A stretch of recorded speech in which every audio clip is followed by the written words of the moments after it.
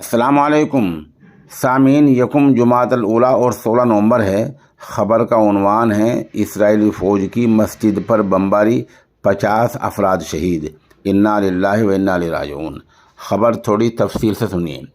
غزہ کے علاقہ صابرہ میں اسرائیلی فوج نے مسجد پر بھی حملہ کر دیا ہے، جس کے نتیجے میں 50 افراد شہید اور کئی لوگ زخمی ہو گئے ہیں۔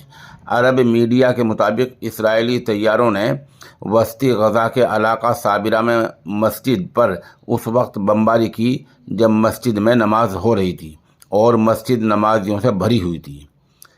غیر ملکی میڈیا کے مطابق 7 اکتوبر سے جاری اسرائیلی حملوں میں 55 سے زائد مساجد مکمل طور پر شہید ہو چکی ہیں، جبکہ 139 مساجد کو نقصان پہنچا ہے۔ میڈیا کا کہنا ہے کہ نوسائرت پناہ گزین کیمپ کے ملیشین اسکول پر بھی اسرائیلی حملے میں 3 فلسطینی شہید ہو گئے ہیں۔